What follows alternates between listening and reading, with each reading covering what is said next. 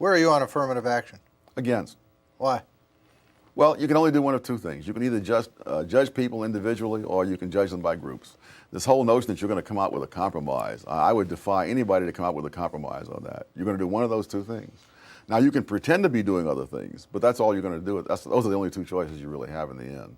And what makes them tremendously dangerous is that facts that contradict what they believe are simply ignored or evaded. Welcome to the Thomas Sowell channel. Today we're going to talk about the Biden administration picking his cabinet based on their group identity to score political talking points. As Thomas Sowell just said, you can only do one of two things. You can either judge people individually or you can judge them by groups.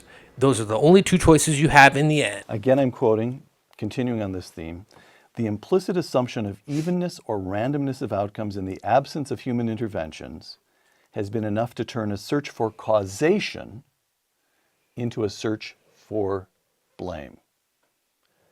Where do you find that? Well, if all the background conditions are such as would lead to equality of outcomes, right, and you find great inequalities, then somebody must have messed with it. Right. But as economic historian David Landy said, the world has never been a level playing field. It's not a level playing field geographically, culturally, politically, you name it, it's not.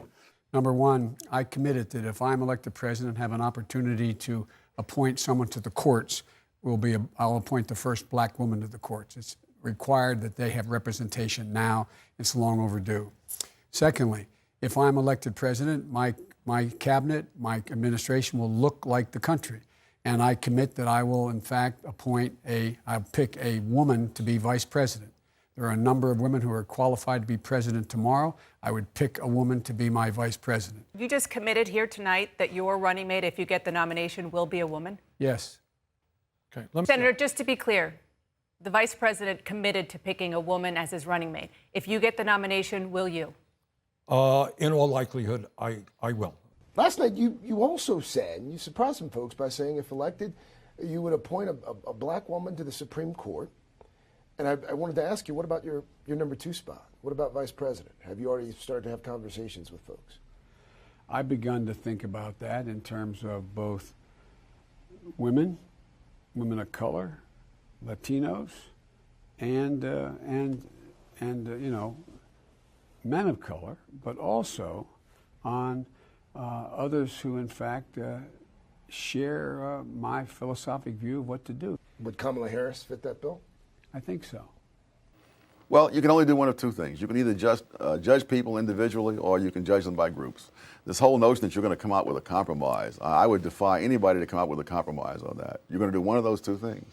Now, you can pretend to be doing other things, but that's all you're going to do. Those are the only two choices you really have in the end. According to Biden, I've begun to think about that in terms of women of color, Latinos, men of color. That's his criteria in a nutshell. How can I use identity politics to maximize the level of virtue signaling using the variables of race plus gender? Also, did you notice how the interviewer was able to instantly guess who Biden would eventually pick as vice president with only a single attempt?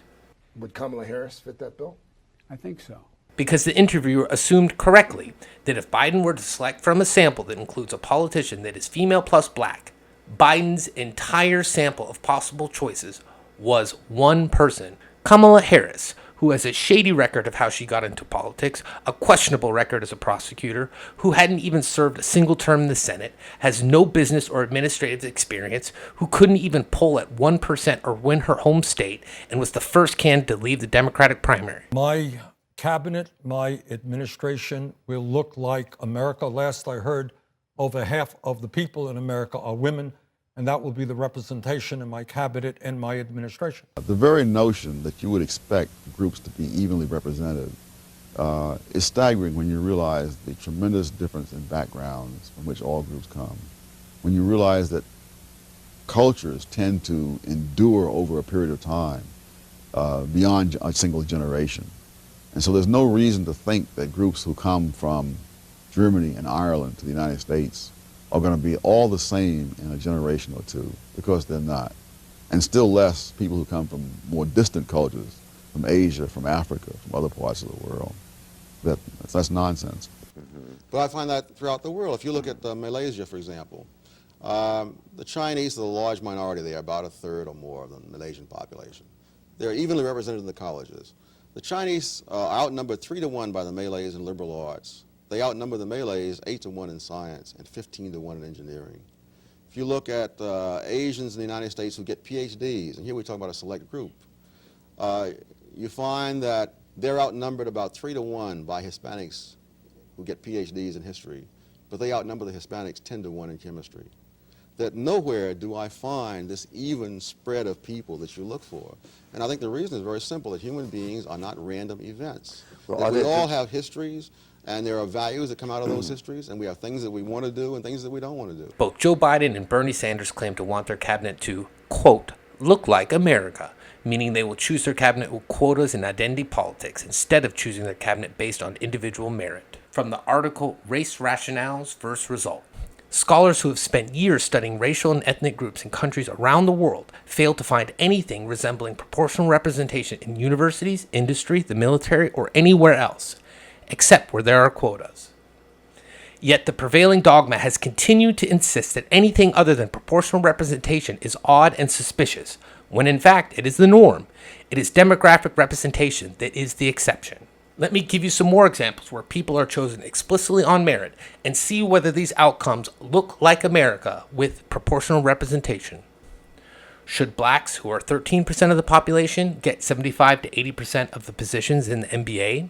Should Jews, who are 2% of the population, have at one point either owned or run 8 of the 8 largest movie studios in Hollywood? Should Chinese and Indian immigrants, who are less than 5% of the population, get more than half of the new Silicon Valley software engineering jobs? These results are not random, not proportional, but that also does not mean that they are necessarily racist, because proportional representation does not exist anywhere on Earth in the absence of quotas. Now let's hear Biden announce his historic cabinet. It's a historic cabinet. This will be the first cabinet ever that is evenly composed with as many women as men in the cabinet.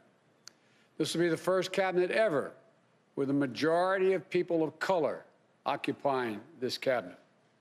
And it has more than a dozen history-making appointments, including the first woman Secretary of Treasury, first African-American Defense Secretary, the first openly gay cabinet member, and the first Native American cabinet secretary. That's racism. You see, to attribute to the individual the characteristics of one of the groups to which they happen to belong in some sense, that's the thing we're supposed to be fighting. You can't pull someone out and say, well, you're the member of this homogenous category system, and I can ignore all your heterogeneity, the diversity that the left, radical left, is always talking about. I can ignore all that diversity, and I can attribute to you this set of properties. Notice what Biden just did when he announced his cabinet? He didn't even say their names. That's because none of them matter as individuals to Biden. Competence, experience, performance are far less important than the opportunity to pander with the first this, first that talking point. And Biden's decision to ignore competence will have significant consequences. Each of these cabinet members control agencies that have tens of thousands of people, and in the case of the Secretary of Defense, millions of people. The actions of these departments will affect millions of citizens' lives and influence how billions of dollars are spent, and affects those institutions for decades. Is the first this, first that talking point really worth the cost? If you want a formula that will break your society up in pieces, then that's the formula. And then you might also understand that the people who derive those formulas, that's exactly what they're aiming at. In fact, I think one of the tragedies is we have organized groups in the United States trying to balkanize the United States, to create in the United States the enormous handicaps under which India is laboring, under which many parts of sub-Saharan Africa are laboring, due to all kinds of historical and geographical reasons. And now the United States, having escaped all that, having been blessed with having one language and culture over a distance that in Europe would go from Madrid to Moscow, having had that blessing, we're now going to pour that down the drain, and we're going to go for balkanization, not being aware apparently of what has happened in the history of the Balkans. And what makes them tremendously dangerous is that facts that contradict what they believe are simply ignored or evaded.